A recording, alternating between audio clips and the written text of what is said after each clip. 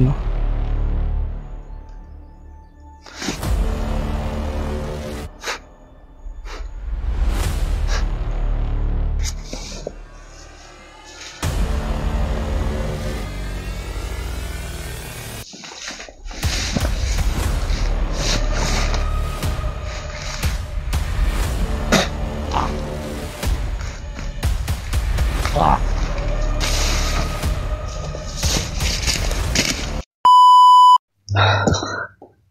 Relax muna tayo dito mga tol. Happy. Sobrang daming mapun sa akin mga tol. At yun, patuloy ko pa rin sinusundan kung saan po nila dinadala si Brad Pitt mga tol. Pero ngayon, parang malayo na atang dinalhan nila kay Brad Pitt. Sana ay masundan ko pa rin sila. Grabe, sobrang ano talaga, sobrang delikado po. Nakakaawa po yung kalagayan ni Brad Pitt ngayon mga tol. Kita ko rin po sa ano nila Kuya Buds, at sabi rin po ng mga ibang taga-suporta, sa mga solid supporter natin, na sila Kuya Buds daw po ay aakyat na. Kaya nagpapasalamat po ako. May tutulong po sa atin mga tol. Mga tol, tuloy-tuloy lang po tayo. Sana sa pag-akyat rin po na Kuya Buds, makita natin sila mga tol. Kasi para magsanib persa po kami. At syempre hindi pa rin tayo mag-kumpiyansa mga tol sa ating paglalakbay, kasi sobrang dami po talagang nakabantay. Higpitan na yung pagbantay sa bawat bawat daanan, bawat sulok. Wala tayong ibang gagawin mga tol, kundi tuloy lang po tayo kahit na masama yung pakiramdam natin. Umuulan po mga tol,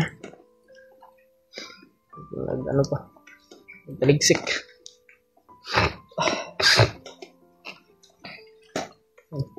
Sintabi po sa inyong lahat. Pakishare po ng video na ito mga tol sa Kuya Buds, para malaman po nila kung saan po itong location ito.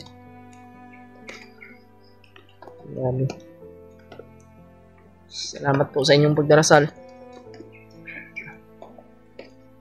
Magdasal po muna tayo mga tol bago tayo lalakbay. Lord, tinatawag po kita. Nagdadasal ko po, sana ay hindi mo po ako pababayaan sa aking mission. At sana po may ligtas na po si Brad Pitt sa mga demonyo na nagbihag po sa kanya. Sana ay makuha po natin siyang ligtas at walang mangyayari sa atin. Lord, bulagin mo po ang mga mata ng mga kaaway, ng mga bandido. Sana ay matapos na po ito. Lord, ingatan mo po ako. Ingatan mo po ako sa kung anong kapamakan. Lord, alam po nandyan ka ngayon, nakikinig. Maraming salamat po sa mga blessing na binigay mo. Lalo na po itong araw-araw pong buhay. Lord, sabayin mo po ako palagi. Lalo na po yung ibang kasamahan kong hunters. Ingatan mo po sila, Lord.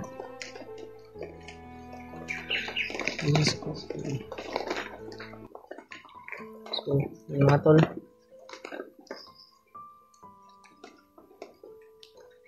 sana may liligtas na natin si Brad Pitt sa mas lalong madaling panahon. Kasi marami pa po tayong mission mga tol. May ibang mga hunters po nangangailangan sa atin. Lalong-lalo na po si Brad Ray, si Kuya G. Ward, Kailangan po nila tayo. Kaya, pagigihan natin mga tol. Gagalingan natin. Sana, may ligtas natin si Pidot. Hindi lang po. Kaibigan, yung turing ko kay Pidot mga tol. Isa ko po siyang kapatid. Tinuring ko po siyang isang kapatid mga tol.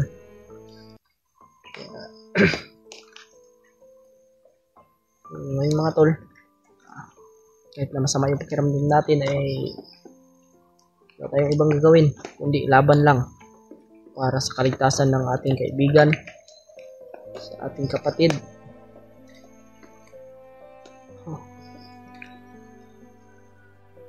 Tuloy-tuloy lang tayo mga tol. Ang pasubok lang ito. Sana ay hindi po nila sinasaktan si Brad Pidot.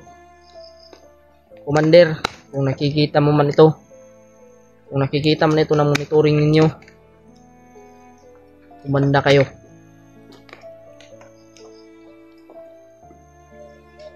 Dito na yung mga kasamahan ko. Mga tol, hindi na po natin ito pa tuloy na po tayo ating paglalakbay. Tara.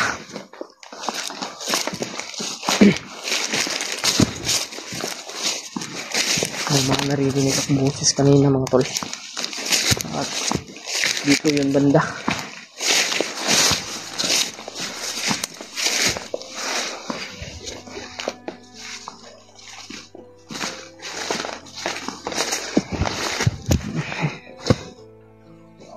Iwan ko mga tol, baka may kampo dito sila.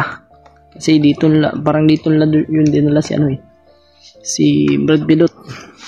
Dito yung mga sigaw kanina. Kaya dito rin ako pumunta mga tol.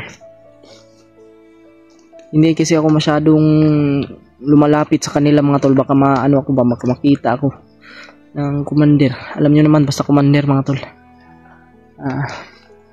Sobrang bilis po niyan makaamoy. At sobrang bilis rin po makakita ng anong meron sa kanyang paligid. Kaya huwag tayong padalos-dalos at huwag tayong komportable. Kasi hindi po natin alam may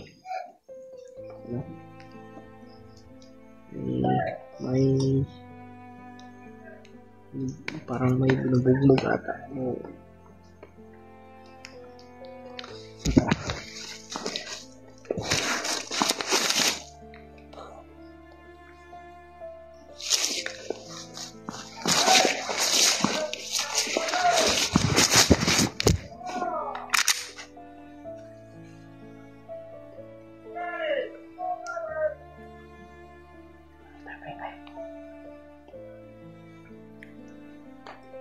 Parang marami dito mga tol.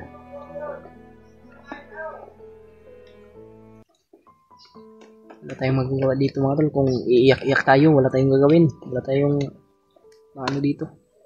Hindi tayo magtagumpay sa ating mission kung mag-iiyak-iyak lang tayo dito. Kaya kailangan may gagawin tayo.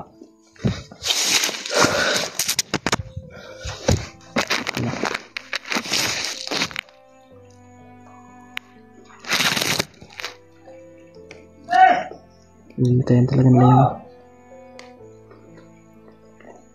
May sagingan pala itong mga bandido na ito.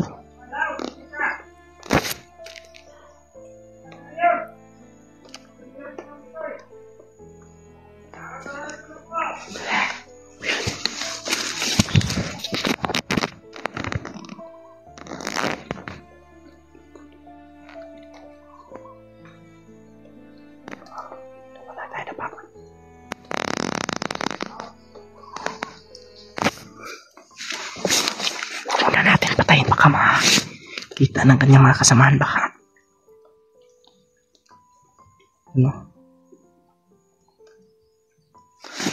parang nagsurbi ata sa saking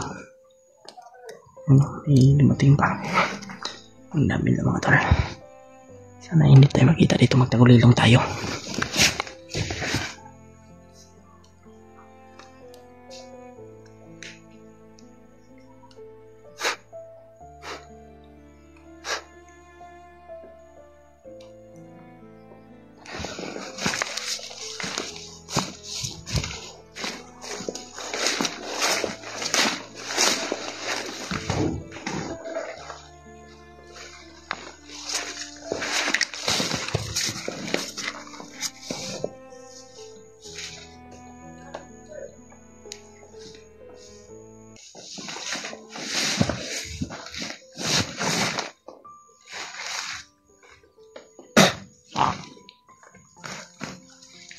Ah.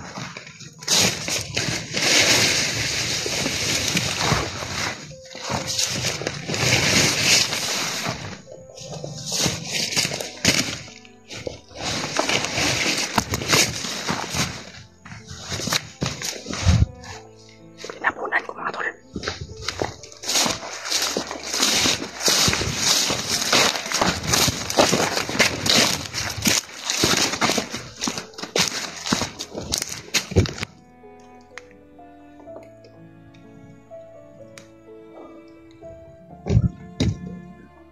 Naman.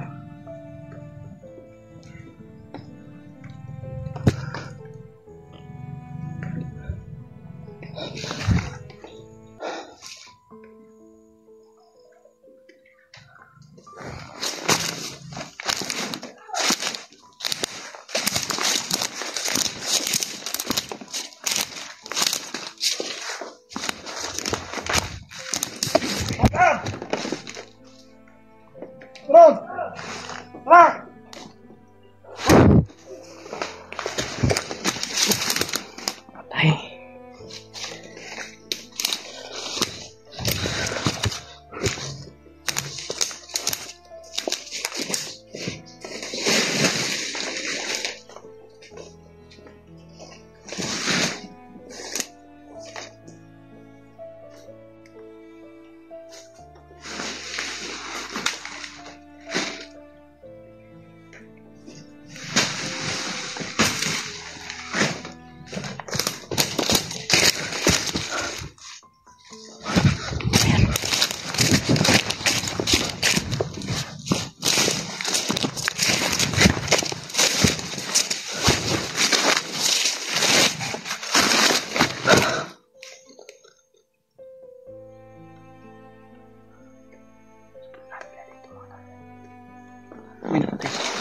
May napatay na akong dalawa.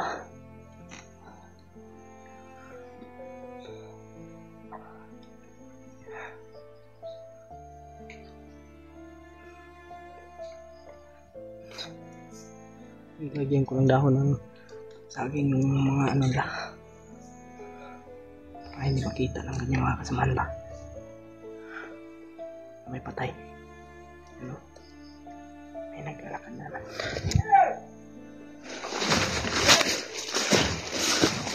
Iisa-isahin natin to.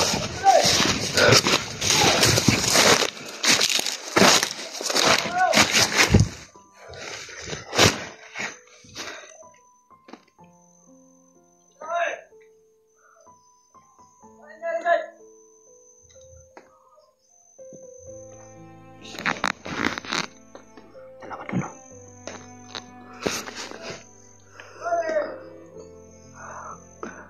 Dito lang muna tayo mga tol. Kasi tayo. At pakinggan natin yung mga informasyon. Sigurado akong hindi nila makita yung mga bangkay na ating mga napatay. Kasi tinabunan ko yun ng mga dahon. Hindi makikita. Pero kung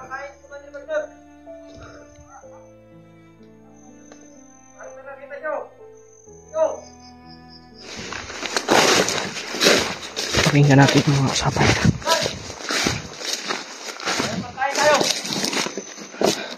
Patay dito na pa.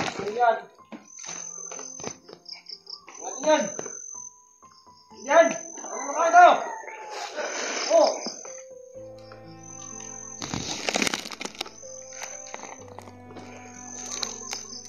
Kailangan natin magbasadali. Kawaan niya ang nakita sa ating mga kamaan. Kita na yung ibang vlogger. Kita yung ibang vlogger. Kasi ako nakasada yung nakita doon sa monitoring mga tol.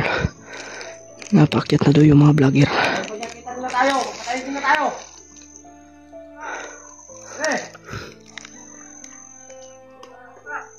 Ayaw din, pag may nakita kami vlogger, patayin agad. Patay. Kaya ako tayo dalos mga tol.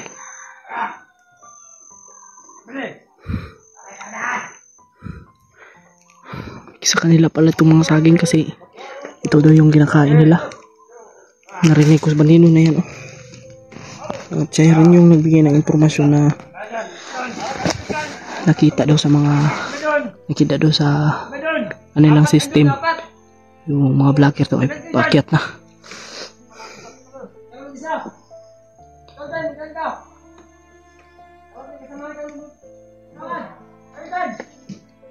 Sobrang dami talaga na dito mga tol. Palibutan natin. Para wala makapasok. Kung may makapasok man, patayan. Ayan. Ingat, mag-ingat kayo. Yan ang bilin. Ating commander.